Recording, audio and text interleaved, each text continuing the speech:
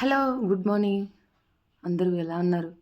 ఇవాళ వచ్చేసి Sunday special నాటుకోడి పులుసు.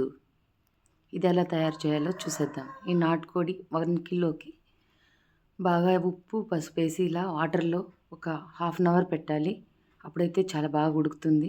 దీనికి కావాల్సిన స్పెషల్ మసాలా కొబ్బరి, పచ్చి కొబ్బరి, వెల్లుల్లి, అల్లము, దాల్చిన చెక్క, లవంగాలు, గసగసాలు 2 స్పూన్లు, అనాస పువ్వు, కొంచెం జాజికాయ, 2 టమోటాలు కట్ చేసి పెట్టుకోవాలి.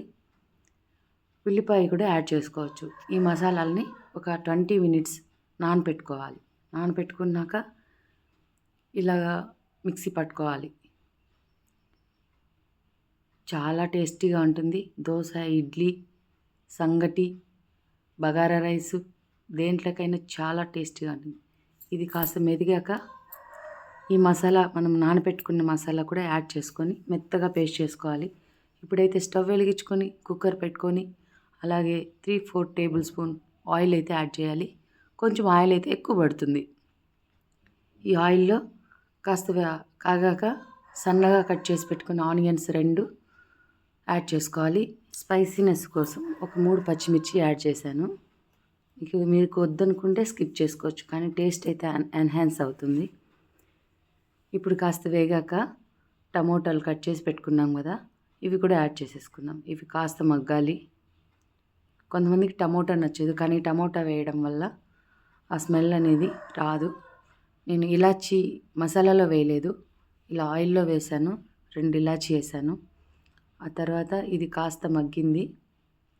ఇది మగ్గినాక మనం ఆల్రెడీ చికెన్ ఉప్పు పసుపులో నానబెట్టాం కదా, అది బాగా వాష్ చేసుకొని ఇలా యాడ్ చేసుకోవాలి.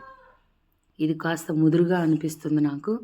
కాస్త ఎక్కువ విజిల్స్ పెట్టాలి, అప్పుడే టేస్ట్ కూడా బాగుంటుంది. ఇప్పుడైతే ఉప్పు యాడ్ చేస్తున్నాను. 1 టేబుల్ స్పూన్ ఉప్పు వేసాను. అలాగే ఆల్రెడీ పసుపు వేసాను, మనం కాస్త పసుపు వేసుకున్నాను. ఇదంతా కూడా ఒకసారి కలిపేసి కాస్త వేగనిద్దాము. ఇది కాస్త వేగాక 3 టేబుల్ స్పూన్ కారము, 2 టేబుల్ స్పూన్ ధనియాల పొడి,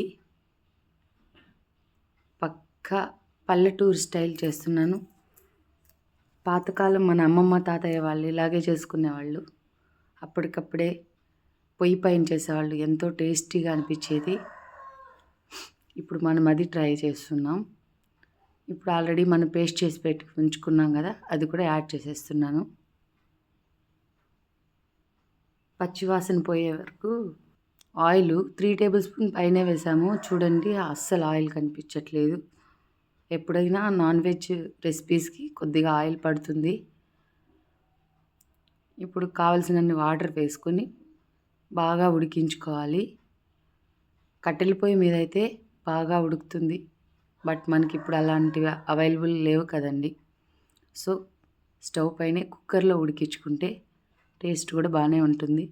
ఇప్పుడు నేను స్పెషల్గా వేసాను. ఏంటి అంటే ఇది కస్తూరి మేతి అన్నమాట. బాగా నలిపేసి వేసాను. అలాగే కొత్తిమీర కూడా కొంచెం యాడ్ చేశాను.